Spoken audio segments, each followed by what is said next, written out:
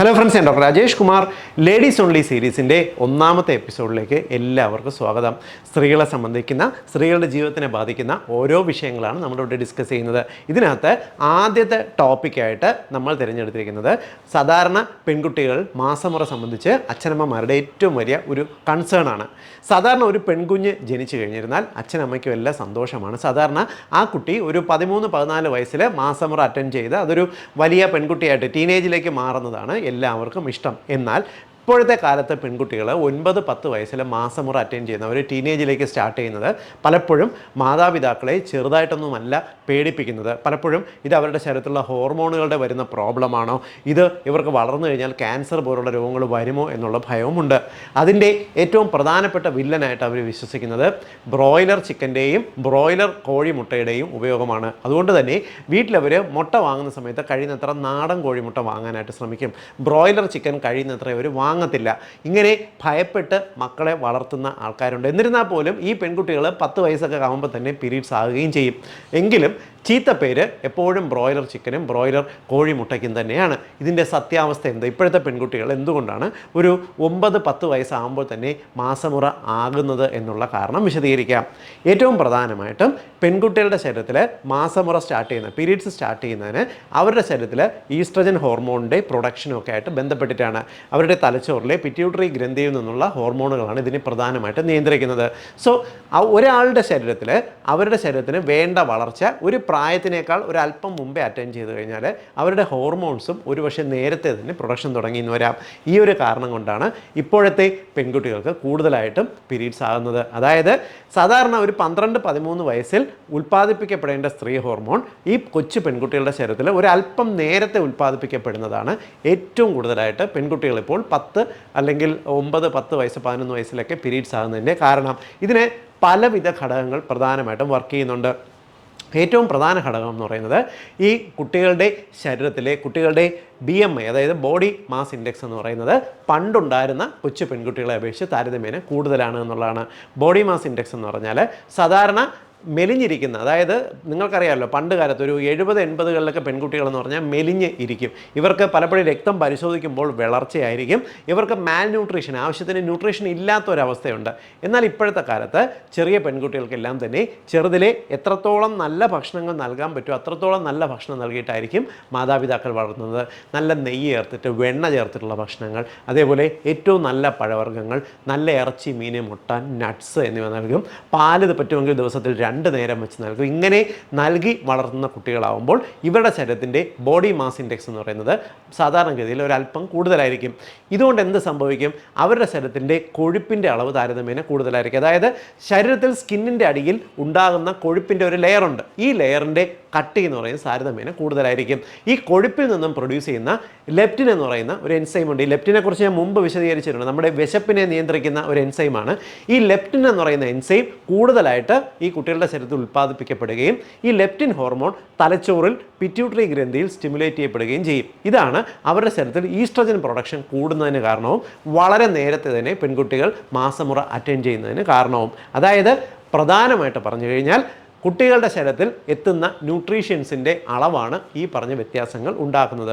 താരതമ്യേന കൂടുതലായിട്ട് സ്പോർട്സ് ആക്ടിവിറ്റിയോ അത്ലറ്റ്സിലോ അതോ ഡാൻസിലോ കൂടുതൽ പങ്കെടുത്തുന്ന മെലിഞ്ഞിരിക്കുന്ന പെൺകുട്ടികൾക്ക് സാധാരണ വണ്ണമുള്ള പെൺകുട്ടികളെക്കാൾ ഒരല്പം താമസിച്ചിട്ടായിരിക്കും മാസമുറ അറ്റൻഡ് ചെയ്യുന്നതിൻ്റെ കാരണം ഞാൻ ഈ പറഞ്ഞതാണ്. ഇനി രണ്ടാമത്തെ കാരണം എന്ന് പറയുന്നത് നമ്മുടെ ജീവിതത്തിൽ ഈ ഹോർമോണിനെ സ്വാധീനിക്കുന്ന പലവിധ ഘടകങ്ങളുണ്ട്. പ്രത്യേകിച്ച് ഈസ്ട്രജൻ ഹോർമോൺ ഈ പെൺകുട്ടികളുടെ ശരീരത്തിൽ ആ പ്രൊഡക്ഷൻ ആയിട്ടില്ലെങ്കിൽ പോലും ഈസ്ട്രജൻ്റെ ആ മോളിക്യൂളിനോട് താരതമ്യം ഉണ്ടാക്കുന്ന പല ഘടകങ്ങൾ നമ്മുടെ സമൂഹത്തിലുണ്ട്. ഇവ കുട്ടികളുടെ ശരീരത്തിലേക്ക് എത്തുമ്പോൾ ഇത് കൂടുതലായിട്ട് ഈസ്ട്രജൻ ഹോർമോണിനെ സ്റ്റിമുലേറ്റ് ചെയ്യപ്പെടുകയും പെട്ടെന്ന് തന്നെ മാസമുറ അറ്റൻഡ് ചെയ്യുകയും ചെയ്യും. പറയുന്നത് കേൾക്കുമ്പോൾ പലർക്കും സംശയം തോന്നും. പ്രധാനമായിട്ടും പ്ലാസ്റ്റിക്കുകൾ. ഇന്ന് നിങ്ങൾക്കറിയാമല്ലോ, നമ്മൾ കഴിക്കുന്ന ഏതൊരു ഭക്ഷണത്തിനകത്തും ചെറിയ അളവിലെങ്കിലും പ്ലാസ്റ്റിക് കലരാനുള്ള സാധ്യതയുണ്ട്. രക്തത്തിൽ തന്നെ നമുക്കെല്ലാം തന്നെ അനുവദനീയമായതിനേക്കാൾ എത്രയോ കൂടുതൽ ഇരട്ടി പ്ലാസ്റ്റിസൈസേഴ്സ് നമ്മുടെ രക്തത്തിൽ കാണാൻ സാധ്യതയുണ്ട്. പ്ലാസ്റ്റിക്കുകൾക്ക് പലപ്പോഴും ഈ ഒരു സ്ത്രീ ഹോർമോണിനെ ഈ സ്റ്റിമുലേറ്റ് ചെയ്യുന്ന, സ്ത്രീ ഹോർമോണിനെ മിമിക് ചെയ്യുന്ന ഒരു സ്വഭാവമുണ്ട്. ഇതാണ് ഏറ്റവും പ്രധാനപ്പെട്ട കാരണം. ഇത് പലർക്കും അറിവുള്ളതല്ല. മാതാപിതാക്കൾ ഇത് കേട്ട് കഴിഞ്ഞാൽ പലപ്പോഴും ഞെട്ടിപ്പോവും. പക്ഷേ ഇത് ഒരു പ്രധാനപ്പെട്ട ഒരു ഘടകമാണ്. പ്ലാസ്റ്റിക്കുകൾ മാത്രമല്ല, ബിസ്ഫിനോൾ എ എന്ന് വിളിക്കുന്ന ഒരു രാസവസ്തുണ്ട്. പ്രധാനമായിട്ടും നമ്മളിപ്പോൾ കുടിക്കുന്ന വെള്ളമില്ലേ, കുടിവെള്ളം, ഇതെല്ലാം തന്നെ ഇപ്പോൾ ചൂടുള്ള മിനറൽ വാട്ടർ എല്ലാം ചൂടുള്ള സ്ഥലത്ത് വയ്ക്കുകയോ ഇല്ലെങ്കിൽ ഇപ്പോൾ ഒരു അടച്ചിട്ട കാറിനകത്തെല്ലാം തന്നെ ഈ വെള്ളം ബോട്ടിൽ സൂക്ഷിക്കുകയോ ചെയ്യുമ്പോഴെല്ലാം തന്നെ ഈ വെള്ളത്തിനകത്ത് ബിസ്ഫിനോൾ എ എന്ന് പറയുന്ന ഒരു ഘടകം കലരാനുള്ള സാധ്യതയുണ്ട്. ഈ ബിസ്ഫിനോൾ എ എന്ന് പറയുന്നത് നമ്മുടെ ജീവിതത്തിൽ പലവിധ ഘടകങ്ങളിലുമുണ്ട്. ഇപ്പോൾ നമ്മൾ കടകളിലെല്ലാം പോയി വാങ്ങുന്ന റെസിപ്റ്റ് ഇല്ലേ, ചെറിയ നൈസായിട്ടുള്ള വെള്ള പേപ്പറുകൾ, റെസിപ്റ്റ്, ഈ റെസിപ്റ്റിനകത്ത് എല്ലാം തന്നെ ബിസ്ഫിനോൾ എ ഉണ്ട്. നമ്മൾ വീട്ടിലെടുക്കുന്ന ഏതൊരു ഇത്തരത്തിലുള്ള പേപ്പറുകൾക്കകത്തോ രാസവസ്തുവിനകത്തോ ബിസ്ഫിനോൾ എ അടങ്ങിയിട്ടുണ്ട്. ഈ ബിസ്ഫിനോൾ എയും ഈ പ്ലാസ്റ്റിക്കുകൾ പോലെ പെൺകുട്ടികളുടെ ശരീരത്തിൽ ഈസ്ട്രജൻ പോലെ മിമിക് ചെയ്യുന്ന ഒരു ഘടകമാണ്. ഇതുമാത്രമല്ല, പെസ്റ്റിസൈഡുകൾ നിങ്ങൾക്കറിയാമല്ലോ, കീടനാശിനികൾ ഇന്ന് ഏതൊരു പച്ചക്കറികൾക്കകത്തും ചെറിയ അളവിലെങ്കിലും ഉണ്ടാവും. കീടനാശിനികൾക്ക് ഇതേ ഒരു ആക്ഷൻ ഉണ്ട്. ഇവിടം കൊണ്ട് മാത്രം തീരുന്നില്ല. കുട്ടികൾക്ക് ചെറുതിലെ വാങ്ങിച്ചു കൊടുക്കുന്ന പ്രിസർവേറ്റീവ് ചേർന്നിട്ടുള്ള ഭക്ഷണങ്ങൾ, ബിസ്ക്കറ്റുകളായിക്കോട്ടെ, ബേക്കറി ഭക്ഷണങ്ങളായിക്കോട്ടെ, പാക്കറ്റിൽ കിട്ടുന്ന ഏതൊരു ഭക്ഷണങ്ങൾക്കകത്തും പ്രിസർവേറ്റീവുകളുണ്ട്. ഈ പ്രിസർവേറ്റീവുകൾ ചേർന്നിട്ടുള്ള ഭക്ഷണം പതിവായിട്ട് കഴിച്ചു കഴിഞ്ഞാൽ അവരുടെ ശരീരത്തിൽ ഈസ്ട്രജൻ സ്റ്റിമുലേറ്റ് ചെയ്യപ്പെടും. ഇതെല്ലാം ഈ കുട്ടികളുടെ ശരീരത്തിൽ കൂടുതലായിട്ട് ഹോർമോൺ ഉൽപ്പാദിപ്പിക്കുന്നതിനും നേരത്തെ മാസമുറയാകുന്നതിനും കാരണമാണ്. അടുത്ത ഘടകം എന്ന് പറയുന്നത് ഇവർ കഴിക്കുന്ന ഭക്ഷണങ്ങൾ. ഞാൻ നേരത്തെ പറഞ്ഞല്ലോ, ബോഡി മാസ് ഇൻഡെക്സ് കൂടുന്നതിൻ്റെ കാരണം അവരുടെ ശരീരത്തിലേക്ക് എത്തുന്ന ഇത്തരത്തിലുള്ള ഭക്ഷണങ്ങളുടെ അളവാണ്. മാത്രമല്ല, കുട്ടികൾക്ക് കൂടുതലായിട്ട് നൽകപ്പെടുന്ന പ്രോട്ടീൻ ഘടകങ്ങൾ നിങ്ങൾക്കറിയാമല്ലോ. പണ്ടത്തെ മാതാപിതാക്കളെ പോലെയല്ല ഇപ്പോഴത്തെ മാതാപിതാക്കൾ പ്രോട്ടീൻ കണ്ടൻറ്റുള്ള ഭക്ഷണങ്ങൾ, ഹെൽത്തി ഫാറ്റുകൾ, നട്ട്സുകൾ, ഈ അത്യാവശ്യം ഹെൽത്തി ആയിട്ടുള്ള ധാന്യങ്ങൾ, ഇവയെല്ലാം കൂടുതലായിട്ട് കുട്ടികൾക്ക് നൽകി വളർത്താറുണ്ട്. ഇതെല്ലാം കൂടുതലായിട്ട് നൽകുന്ന സമയത്ത് അവരുടെ ശരീരത്തിൽ മസിലിൻ്റെ ആരോഗ്യം വർദ്ധിക്കുകയും അവരുടെ ശരീരത്തിൽ ഓട്ടോമാറ്റിക്കലി ശരീരത്തിൽ ഇത്തരത്തിൽ ഹോർമോണുകൾ കൂടുതലായിട്ട് സ്റ്റിമുലേറ്റ് ചെയ്യപ്പെടുകയും ചെയ്യും. വളരെ പെട്ടെന്ന് പീരീഡ്സ് ആയിന്ന് വരാം. തീർന്നില്ല, കുട്ടികൾക്ക് ബേക്കറിയിൽ നിന്ന് വാങ്ങിച്ചു കൊടുക്കുന്ന ഏറ്റവും കൂടുതൽ കാലറി അടങ്ങിയിട്ടുള്ള ഭക്ഷണങ്ങൾ നിങ്ങൾക്കറിയാമല്ലോ. മധുര പലഹാരങ്ങൾ കൂടുതലായിട്ട് കുട്ടികൾക്ക് നൽകിയാലോ, എണ്ണ പലഹാരങ്ങൾ നൽകിയാലോ അവരുടെ ശരീരത്തിൽ കൊഴുപ്പ് കൂടുതലായിട്ട് ഉൽപ്പാദിപ്പിക്കപ്പെടും. ഇപ്പോഴത്തെ ചെറിയ പെൺകുട്ടികളെ കണ്ടാലും പലർക്കും കുടവയറ് കണ്ടിട്ടില്ലേ? ഈ കുടവയറും അവരുടെ ശരീരത്തിനകത്ത് കൊഴുപ്പ് കൂടുതലായിട്ട് അടിഞ്ഞു കൂടിക്കഴിഞ്ഞാൽ അവരുടെ ശരീരത്തിൽ ഈസ്ട്രജൻ കൂടുതലായിട്ട് പെട്ടെന്ന് ഉൽപ്പാദിപ്പിക്കപ്പെടുന്നതിനും നേരത്തെ പീരീഡ്സ് ആകുന്നതിനും കാരണമാകാറുണ്ട്. ഇനി ഇതിനെല്ലാം മേലെ നിൽക്കുന്ന മറ്റൊരു പ്രധാനപ്പെട്ട ഘടകമാണ് ചെറിയ കുട്ടികൾക്ക് അനുഭവിക്കുന്ന ക്രോണിക് ആയിട്ടുള്ള സ്ട്രെസ്സ്. കൊച്ചുകുട്ടികൾക്ക് എന്ത് ടെൻഷൻ, എന്ത് സ്ട്രെസ്സ് എന്ന് വിചാരിക്കുന്നവരുണ്ട്. കുട്ടികളെ ഏറ്റവും നല്ല സ്കൂളിൽ ചേർക്കാൻ വാശി പിടിക്കുന്നത് നിങ്ങൾ മാതാപിതാക്കൾ തന്നെയല്ലേ? കുട്ടികൾക്ക് കൂടുതൽ ഹോംവർക്കുകൾ നൽകണം, കുട്ടികൾക്ക് കൂടുതൽ വർക്കുകൾ നൽകണം, കൂടുതൽ അവരെ പഠിപ്പിക്കണം എന്ന് ടീച്ചർമാരോട് പറയുന്നത് നിങ്ങൾ തന്നെയല്ലേ? ഇതെല്ലാം കൊച്ചു കുട്ടികൾക്ക് ഒരുപാട് സ്ട്രെസ്സ് ക്രിയേറ്റ് ചെയ്യുന്നുണ്ട്. ഓടിക്കളിച്ച് നടക്കേണ്ട പ്രായത്തിൽ, നന്നായിട്ട് മറ്റുള്ളവരുമായി മിങ്കിൾ ചെയ്ത് ചിരിച്ച് ഉല്ലസിക്കേണ്ട പ്രായത്തിൽ കൂടുതലായിട്ട് പഠനത്തിൻ്റെ സ്ട്രെസ്സ് കൊടുക്കുന്ന സമയത്ത് ഇത് അവരുടെ ശരീരത്തിൽ ഒരു ക്രോണിക് സ്ട്രെസ്സ് ക്രിയേറ്റ് ചെയ്യുന്നു. എന്തിനാണെന്നറിയാതെ എന്തിനോ വേണ്ടി തിളയ്ക്കുന്ന സാമ്പാർ പോലെ ഓടിക്കൊണ്ടിരിക്കുന്ന, കഷ്ടപ്പെട്ട് പഠിക്കുന്ന കൊച്ചു കുട്ടികൾ, മാർക്ക് നേടുന്നതിന് വേണ്ടി അച്ഛനും അമ്മയുടെ സോഷ്യൽ സ്റ്റാറ്റസിന് വേണ്ടി അനാവശ്യമായിട്ട് കിടന്ന് കോമ്പറ്റീഷനിൽ പങ്കെടുക്കേണ്ടി വരുന്ന കുട്ടികൾ, ഇവർക്കെല്ലാം ക്രോണിക് ആയിട്ടുള്ള സ്ട്രെസ് ഉണ്ട്. ഈ ക്രോണിക് ആയിട്ടുള്ള സ്ട്രെസ്സ് അവരുടെ ശരീരത്തിൽ വളരെ പെട്ടെന്ന് ഒരു മെച്യൂരിറ്റി ക്രിയേറ്റ് ചെയ്തെന്ന് വരാം. അതായത് വളരെ കുട്ടിത്തം കാണേണ്ട പ്രായത്തിൽ തന്നെ മെച്യൂർ ബിഹേവിയർ വരുമ്പോൾ അവരുടെ ശരീരത്തിലെ ഹോർമോൺസും വളരെ പെട്ടെന്ന് പ്രായപൂർത്തിയിലേക്ക് എത്താനുള്ള സാധ്യതയുണ്ട്.